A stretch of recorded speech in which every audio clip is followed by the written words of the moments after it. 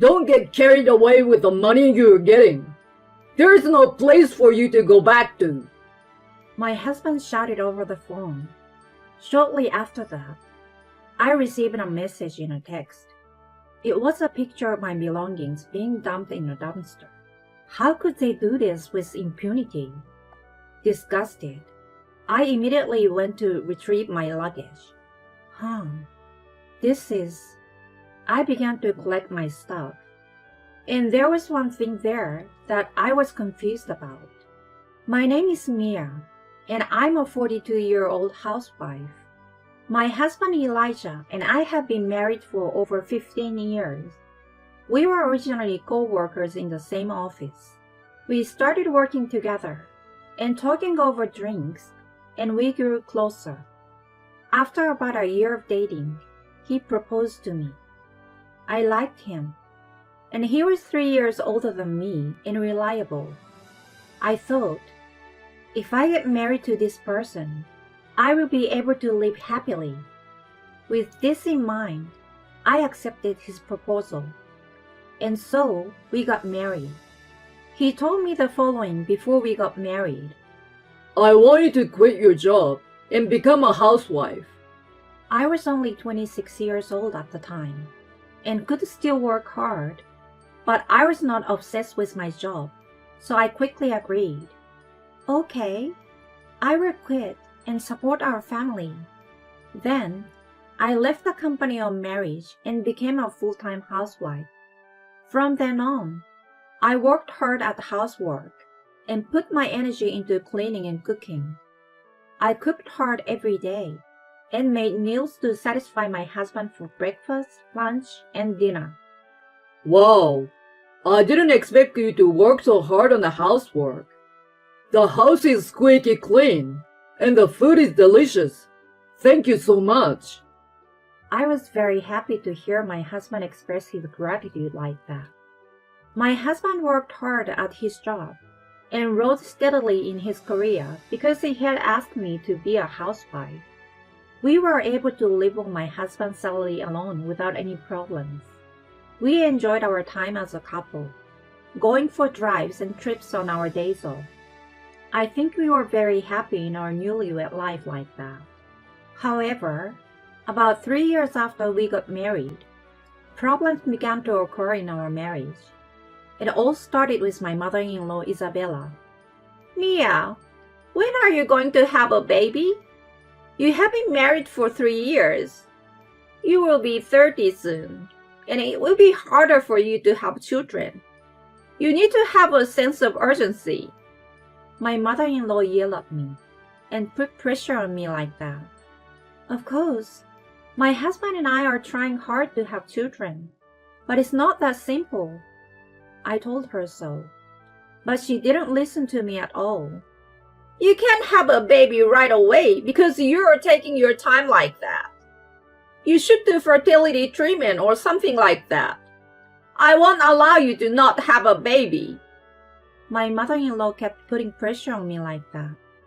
If she continued to pressure me like that, I would never be able to have children. However, my mother-in-law said more and more terrible words to me without thinking about my feelings. She was so abusive to me that I was in a lot of pain, so I asked my husband for advice. Hey, your mother's attitude toward me is terrible.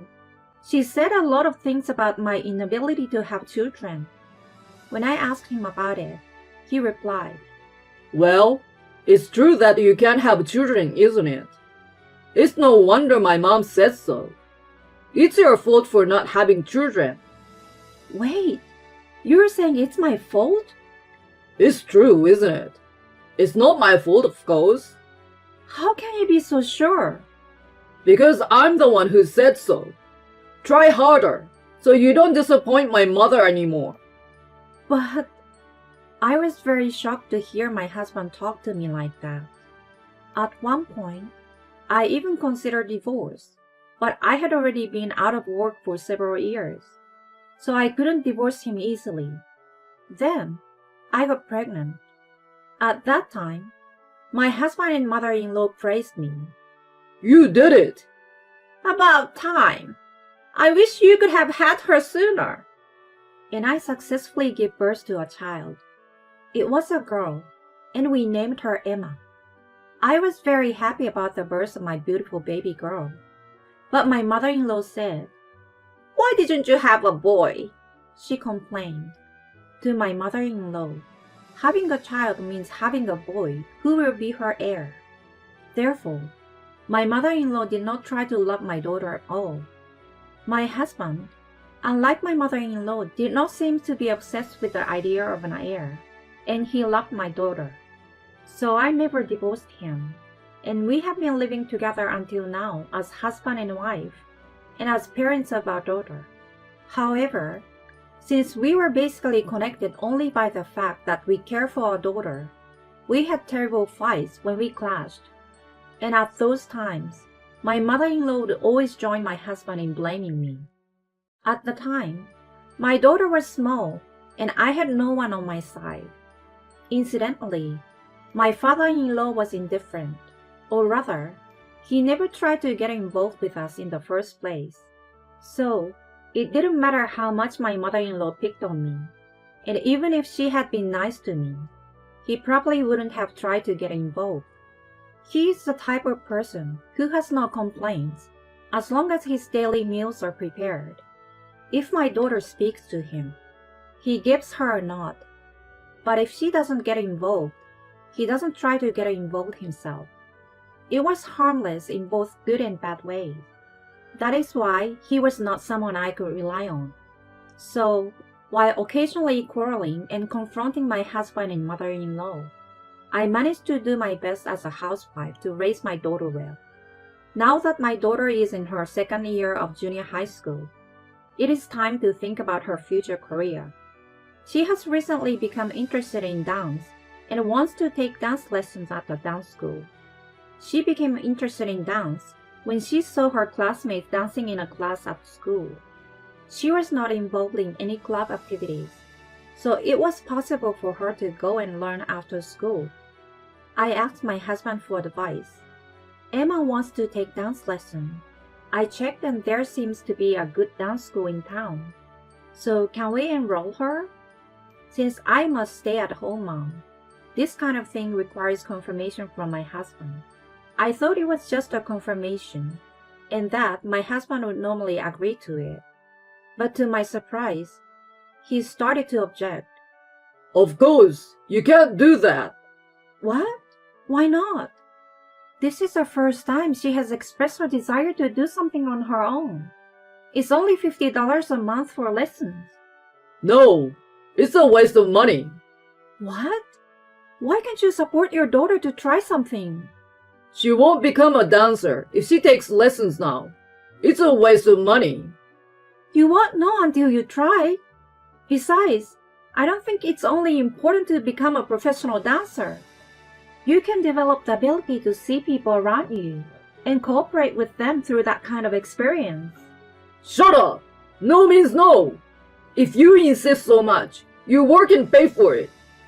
I won't pay for it out of my paycheck. My husband said that to me with wide eyes. I was surprised and disgusted with my husband because I didn't expect him to get angry like that. He is worthless when he doesn't care about his daughter. That's what I thought. I immediately looked for a job after my husband said those things to me. Luckily, there was a job opening at a nearby supermarket, so I applied for it and was successfully hired. I started working part-time during the daytime on weekdays. Thanks to that, I was able to pay for my daughter's dance lesson. She started attending the class, and I was impressed by how hard she practiced every time. I thought, if she can do it with such passion, it was the right decision to let her learn. However, my daughter was not only doing her best because she loved dancing, but she also had another reason for doing so. She had apparently been listening in on our conversation and knew that the reason I was working was for her dance class. So she said that she was trying her best in her lessons so that she would not waste the money I earned from working. I was moved to realize that my daughter was growing up so well. Children mature before you know it. But on the other hand, my husband started to say childish things more and more, whether it is a degeneration or his nature. Don't be so proud that you're only earning money part-time to pay for Emma's lessons. You and Emma eat with the money I earn. Don't forget to respect me. That's how my husband is. In the past, he never used to be such a domineering husband. But lately, he has become increasingly hostile toward me because I do things that he doesn't approve of. I also feel that he cares less about our daughter than before. I wonder what kind of change of heart has occurred. To be honest, it bothers me when he gets involved with me in such a troublesome way. And when my husband attacks me, my mother-in-law also joins in and attacks me, which is troublesome. Yes, that's right. You guys are able to make a living because of Elijah. Without him, you would be homeless. If you continue with that cocky attitude, I will kick you out. My mother-in-law, who does not live with us, yells at me and my daughter like that. My daughter has grown to dislike her grandmother, who doesn't take care of her. And she has also grown to dislike her father, because of his recent terrible attitude. I used to always talk back to my husband and my mother-in-law for my daughter's sake. But I think my husband's recent attitude is really terrible. He has never said such terrible things or been so arrogant before. I wonder why he has changed so much. Then one day, an incident happened. It was when my daughter was able to advance in a dance competition, and she passed the preliminary round and competed in the finals. The finals were in a rural area and started early in the morning. So my daughter and I planned to go there the day before and stay at a hotel. But when I told my husband about it, he again objected. What about the housework while you're gone? What about my food? Well, you're an adult, so you will have to prepare it appropriately. My husband's eyes widened in anger when I said this. Don't be silly. I won't allow you to go to the convention if you're going to make me do that. He got angry again as usual. So I didn't deal with him and took my daughter and left the house. Then, about a month after the convention, I received a phone call from my husband. Are you prepared to skip housework like that? What do you mean by prepared? I'm working for Emma as a mother. Why don't you understand that? Why don't you have the open-mindedness to think about someone other than yourself? Don't get carried away with all the money you're getting. You have no place to go back to. My husband shouted into the phone. Shortly after that, a picture was texted to my phone. What? What's this? It was a picture of my belongings being dumped in a dumpster. How could they do this with impunity? Dismayed, I immediately headed home to retrieve my belongings. But no matter how fast I drove, it would take several hours. So it was late at night when I arrived at the dumpster. There I found a large amount of my clothes, accessories, bags, and other things that had been thrown away. My daughter was absolutely mortified, as if she had never thought her father would do such a thing. At first, I collected mainly the things that I treasured. I would just get rid of the things I never wore. You are so strong, Mom. Surprised by my daughter, I sorted my belongings one after another into the garbage bags I had bought at the supermarket. Huh? What's this? As I was collecting my belongings, I noticed something strange. Wow, that's a beautiful necklace. My daughter looked at the necklace I had picked up and said that. It's a luxury brand and quite expensive. What? Mom, you had such an amazing thing. No, it's not mine. What do you mean? I don't know either. Surely the design looks a bit young for something that belonged to you. You mean there was something in the house that wasn't yours or Grandma's? My daughter's question made me gasp. Could it be that my husband is having an affair? and this jewelry might belong to the adulterer? Somehow, I knew that I shouldn't take it home, and it wouldn't be good to leave it as it was. I shoved it into the deepest part of the garbage bag for discarding it and threw the bag away in the back of the dumpster. If my husband was having an affair, and that was his affair partner's, he would surely come looking for it. He would have a very hard time finding it if it was in a hard-to-find situation like that. I finished collecting all my belongings and went home with my daughter. Then, my husband spoke to me looking a little flustered. Did you go to the dumpster? I did. Then you're collecting what I threw away, aren't you? What are you talking about when you throw them out yourself? I'm asking if you collected it. My husband became emotional and raised his voice. My daughter gave him a stern look and said, "You're the worst, Dad. How can you throw away Mom's things without permission? Who the hell do you think you are to act like that?" Shut up! This isn't a conversation for children. Hey, you can't yell at Emma. She's being cocky. You're just being crazy. You threw it away yourself, and now you're demanding me to answer your questions. Are you emotionally unstable? Shut up! Just answer the question I'm asking you. I did. It's in the car. Let me see it. With that, my husband opened the trunk of the car and began to search through the mess. My daughter and I were convinced that he was looking for that jewelry. We knew he was looking for that necklace. What are you looking for? What? I think something important might have gotten mixed up in there. Something important, huh? And what is that? It's none of my business. Saying that, he started rummaging around in the car. Did you really retrieve everything? I bought some garbage bags and threw away almost half of the stuff. I'm glad I got to declutter. My husband slumped down on the spot. What the hell were you thinking? Saying this, my husband glared at me and got angry. Who does he really think he is? What? You're the one who threw it all away. And if you leave something you didn't want thrown away, why should you be angry at me for it? Shut up! Don't talk back to me! My husband was so angry with me. Then my daughter said, "Mom, I got what looks like proof." My daughter approached us grinning. "Dad's phone. I opened it easily because his password was his own birthday." Hey, what are you doing with that? It's your fault for leaving it there. This confirms that you were communicating with a woman and that she left her jewelry at home. And you got a text to bring it back for your next date. This means you're having an affair, right? Give it back! My husband said and took the phone from my daughter. "Elijah, you can't get away with this anymore."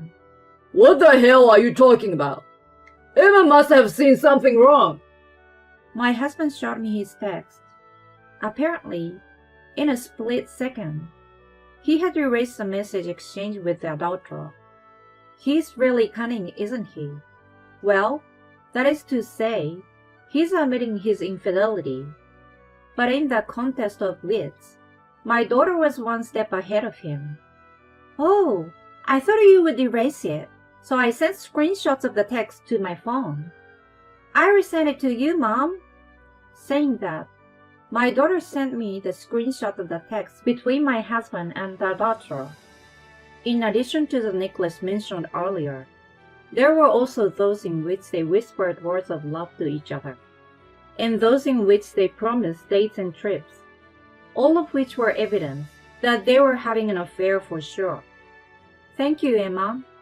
This proves that this man is having an affair. Let's get a divorce. My daughter smiled and gave me a peace sign. She really is a reliable daughter. My husband seems to realize that he could no longer get away with it, and got down on his knee to me. I'm sorry. I was wrong. So please don't give me a divorce. Alimony and child support are a lot to pay. What are you talking about?